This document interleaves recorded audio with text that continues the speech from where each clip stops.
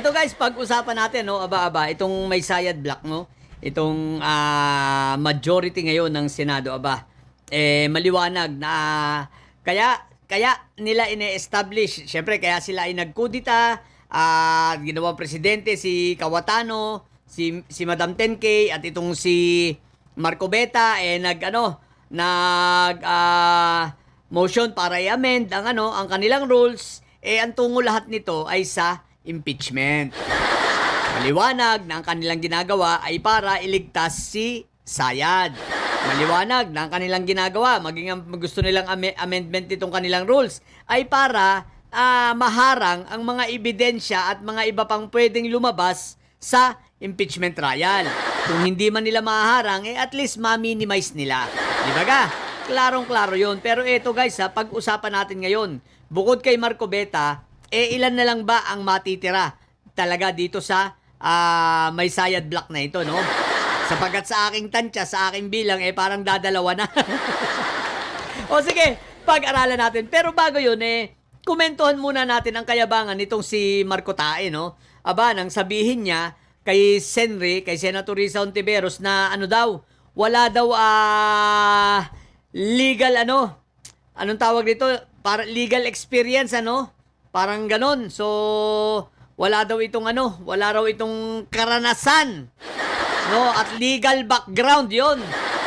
Exact, no, walang legal background. What the heck? Nagyabang si Marco Tae. Teka lang, Marco Tae, i-remind lang kita ha. Maaaring si Senri at kasama ng mga ibang senador pa na mga hindi abogado, kung ikukumpara mo sa'yo na ikaw ay isang abogado, yun nga lang, abogado ka nga, lower rank nga lang. Tsaka abogado ka nga, bobo nga lang.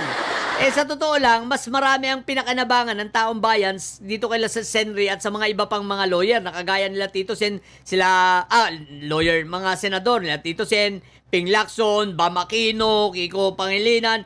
Kay Lito Lapid nga lang panis ka na Di ba? Sa totoo lang, ilan ba ang nagawa mong batas ikumpara mo sa mga ito? Ano ba? Ilang buwan ka ng senador, wala ka pa nga naipasang batas Oh, di ba ka? Meron ka na bang in-sponsor na batas? Ang tanong, tapos ikukumpara mo ang sarili mo sa mga ito. Sa totoo lang, hindi ako bumibilib kung ang isang lawyer lang ay kagaya mo dahil bobo ka nga.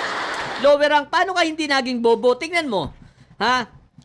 Nagparinig ka, nasabi mo walang legal background. Bakit? Sa mga kasamaan mo, marami dyan wala rin legal background Abogado ba sila Lauren Solar Girl? Abogado ba si Joel Islulong? Abogado ba itong sila Jingay? Abogado ba itong sila Kambing Nana? Abogado ba yung mga kasama mo, yung magkapatid na Villar? Abogado ba yan? Ang tanga mo! Ang isa pa, sa sobrang katangahan mo, di ba? Napakadaldal mo, napakayabang mo, sa kadaldalan mo, ipinahama ka ng kadaldalan mo. Ayun, imbis na dati, ang kaso mo lang na dito sa Comelec lang, dapat ang kaso mo lang sa Comelec, itong disqualification lang. Dahil sa kadaldalan mo at kayabangan mo, ayun, ang kinalabsan mo, plunder. No bail. Tapos, iiyak-iyak ka ngayon, nangingilit ang luha mo ngayon, ang bait mo na magsalita, Akala mo, ang tahimik lang, lumanay na. Anyway guys, sa totoo lang, dito sa may sayad block, dadalwa na lang ang nakikita kong matitira dito. Sige nga, isa-isa natin kung bakit. Una, sige si Jingay, lalabasan na ng warrant, di ba?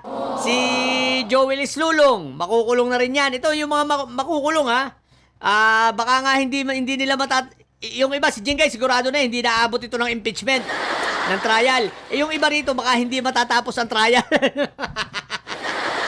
Dalawa. Jingay, si Joel Islulong, si Quick Melt, ayan, kinasuhan na ng DOJ, di ba? Sa ombudsman, plunder. 500 plus million. So, mangungulungan din yan. Si Jingay, sino pa? Si Marco Tae, ayan, sigurado na yan. 4 na. Yung magkapatid na Villar, may kaso rin yan, di ba? Parang yung sa Prime Water yata nila, may kaso rin silang kinaharap, yung dalawa. Ibang klase, puro kriminal, So, sino pa? Ihuli natin kasi matitira lang si Robin. Kambing Nana, Senator Kambing Nana, at saka si Alan Peter Kawatano, si Madam 10K. May kaso na rin, kakasuhan sila ng ng DOJ at may private mga citizens, no? Mga ilang grupo ng mga nasa private sectors, no? Ang magkakaso rin sa kanila ng obstruction of justice. So 8 na. Sino pa? Si Buanggo, may parating na warrant tapos may kaso pa sa ICC. 9 na. Sino yung ikasampu? Di ba si Isprikitik? Nasa na yun? Nagwawala. May kaso na talaga. May warrant na nagtatago na si Isprikitik. So, ilan na ito? Sino pang hindi natin nababanggit dito? 10. So, 13 sila. Si Loren yun. Lusot sila kay Loren. Si Loren walang kaso. 3 pa lang matitira, hindi 2. 3 na lang ang matitira sa kanila. Si Loren, si Solar, no? Tsaka si Mangga Barena, at tsaka itong si Pia Kawatano. Si Mangga Barena, may kaso naman ito. Convicted nga itong hinayupak na to Convicted ito sa Hawaii, di ba? Doon sa jowa niyang siraulo yung Aimee Mangga na yan. Tapos akala mo kung magmalinis siraulo rin. So ngayon guys, wala. Yan ang 3 lang ang matitira sa may Sayad Block. Nakaubos ang putik na yan. Talagang ang ganda na kaya sino ba naman ang hindi mag-iisip na talagang dapat ipupush talaga nila ang online voting dahil tatatlo pa lang matitira. Isipin mo yun. Tatatlo na yung matitira, ubos. What the heck?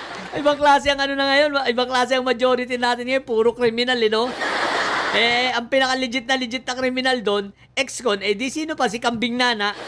Yung akala mo napakatapang, nung malaman natin, marami tayong kaibigan sa Sampaguita, guys, dumadalaw ako ron, sa Sampaguita, sa Medium. Dumadalaw ako dati sa Maximum, tsaka sa Medium, dahil meron tayong malapit na kamag-anak na nakulong sa